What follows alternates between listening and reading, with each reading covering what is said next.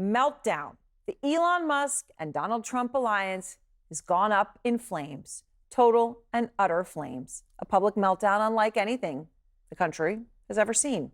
Elon Musk, just in the past 2 hours, calling for Donald Trump's impeachment and saying Trump's name is in the so-called Epstein files, saying, bookmark this one. At the same time, Trump is threatening to cancel all of Musk's government contracts. And Musk's responding, oh, make my day. The whole world watching as this back and forth played out. It only started around noon Eastern time when Trump finally broke his silence over Musk's very clear attacks on what Trump insists on calling his big, beautiful bill. You know, Elon's upset because we took the EV mandate. Look, Elon and I had a great relationship.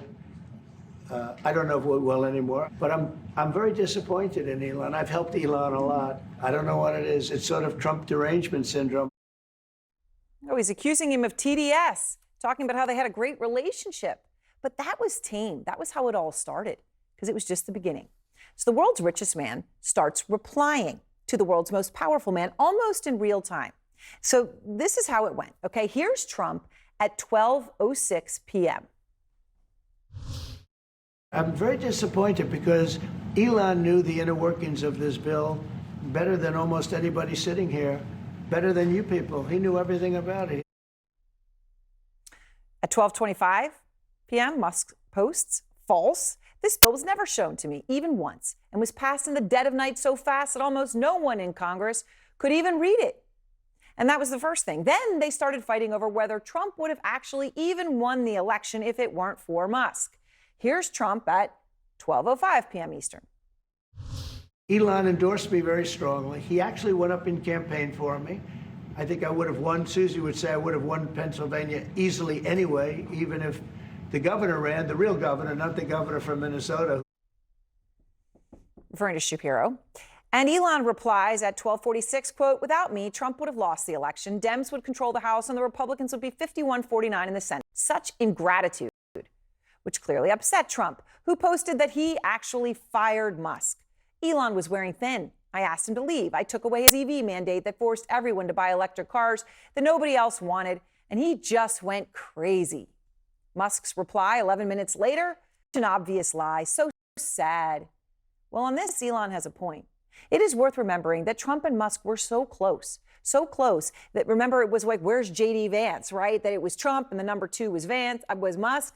And look at this first joint interview he gave. It was with Musk, not with J.D. Vance. I think he was in Munich when this happened. In fact, when Musk's Tesla shares started plunging because buyers shunned him, they shunned him because of his role as Trump's number two. And so Trump actually at the time, remember when he went out and he did the big giant car ad for Tesla while standing in the driveway of the White House? In fact, he got one for his granddaughter, a Cybertruck, and he said he was personally going to buy one. That very Tesla that he was going to buy, it is actually there tonight. It is still parked on the White House grounds. CNN today got its picture, filmed this video of it late today. I wonder if Trump has any idea that it's parked there. Which brings me to the biggest threats that each man threw at each other today. And it was nasty, frankly, beneath both of them. But, you know, hey, all bets are off on that anymore. At 2:37, Trump threatens to terminate Musk's government contracts, writing, the easiest way to save money in our budget, billions and billions of dollars, is to terminate Elon's governmental subsidies and contracts. Which, while a serious threat, I mean, you got to think about it, SpaceX, the Boring Company, and Tesla benefit massively from government contracts and subsidies. Musk's business empire is built around $38 billion in reported government funding, according to the Washington Post. But to get rid of all those is also a unique threat. Because without Musk, well, I mean, what happens to those astronauts on the ISS? I mean, remember the astronauts who waited 9 months because only Musk's Dragon capsule could bring them back home? Well, Musk sure does, which is probably why he responded to Trump's threat to terminate his contracts with these posts. Go ahead, make my day. And then he added, in light of the president's statement about cancellation of my government contracts, SpaceX will begin decommissioning its Dragon spacecraft immediately. Well, he knows who controls that one. And then Musk threw his own threat out there. One of them, well, this one was laying down the gauntlet. Talk about going to the gutter, writing, time to drop the really big bomb. Real Donald Trump is in the Epstein files. That is the real reason they have not been made public. Have a nice day, DJT. And that's actually really serious. Those Epstein files perhaps cuts as deeply as anything. but the other one might be just as bad for Trump. The twice impeached president, Musk, not long ago posted yes to someone who wrote, "President versus Elon. Who wins? My money's on Elon. Trump should be impeached. J.D. Vance should replace him." It is absolutely stunning to watch it. Maybe that's why no one could look away today. A split for the history books. I mean, when you think about it, it's up there maybe with Brutus and Caesar, Hamilton and Burr.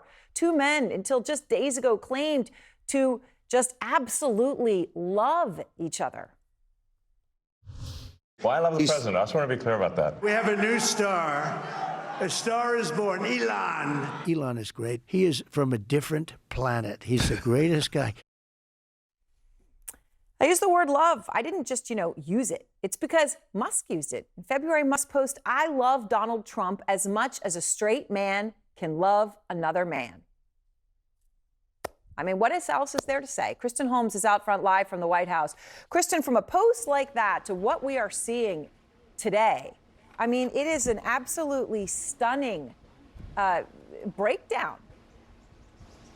Yeah, and Aaron, I mean, we talked to a number of White House officials who really tried to downplay it, saying we've been through this before, but there really is no way to not acknowledge the fact that they haven't been through this exactly before, because we're talking about two of the most powerful men in the world. And a breakup like this, and so publicly and so personally, is one that they haven't seen in the same manner. Now, we are told that White House officials met behind closed doors at one point, discussed how they were going to react, and the directive from the top, and the top, of course, is President Trump, is to just keep focused on the quote-unquote big, beautiful bill. I mean, the thing we have to remember here is that this is Donald Trump's legacy. So all this talk about how personal it's getting, actually hitting the bill itself is as personal as it gets for Donald Trump. He also hit him at one point saying these tariffs are going to sink the economy into another recession. That was Elon Musk after Donald Trump. Another pretty harsh blow for Donald Trump, a man who believes his entire legacy is going to be built on this bill, these tariffs, the trade wars, the trade deals that they have, clearly here trying to kneecap him. Now, just moments ago, we heard from Carolyn Levitt, the press secretary, who was responding to Elon Musk saying that Donald Trump's name was in the Epstein files. And this is what she said. She said, "This is an unfortunate episode from Elon, who is unhappy with the one big beautiful bill because it does not include the policies he wanted. The president is focused on passing this historic piece of legislation and making our country great again." Obviously, there again, Aaron, the directive from the top, keep it focused on the bill. Right. All right. Well, thank you very much, Kristen. Of course, Elon Musk has said he isn't happy with the policies in that bill, specifically the trillions of dollars that it will add to the debt, which goes against Doge. He believed that Trump actually wanted Doge. Out front now, Katie Drummond, global editor-director at Wired, which has broken story after story on Doge and Musk's relationship with Trump, and Ryan Mack, who covers Elon Musk for the New York Times and is also the co-author of Character Limit, How Elon Musk Destroyed Twitter. Katie, you hear Kristen's new reporting. They had a meeting today on what is going on, because this is serious. You've got certainly the world's most powerful man and against the world's richest and also one of the most powerful men. Yep. This breakdown. So what are you watching right now? We have been on the edges of our seats all day at Wired, I will tell you that much. I mean, for one thing, we are paying very close attention to Truth Social and X, right, the megaphones of choice for these two very rich and powerful men.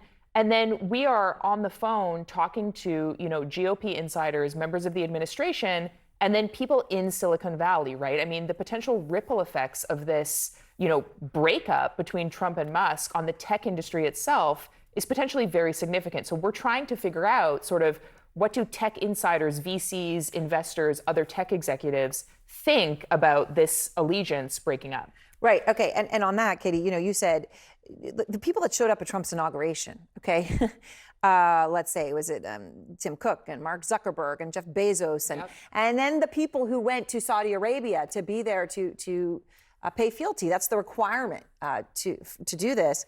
Does this embolden them to turn on Trump, or does this make them even more afraid to do so, more in his corner? They have so much to lose, right? They are counting on an administration and a president who will be good to them from a regulatory perspective, from a financial perspective.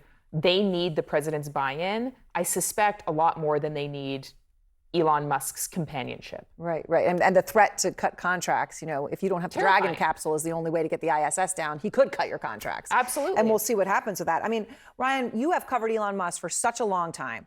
When you watch this happening, right, and nobody could turn away from it today, whether you were laughing, whether you were embarrassed by it, I don't know what feeling people might have had. But when you see how far Elon Musk is willing to go, right, he's going there on Jeffrey Epstein and 100 posts about this. How personal is this for him? I mean, it's incredibly personal. I think this is something that we as Musk reporters have been waiting for a time. Both these men get into extreme bust-ups with their associates and their staffers, and we were kind of all waiting for this moment. That it happened isn't a surprise. How it happened is more of a surprise to me.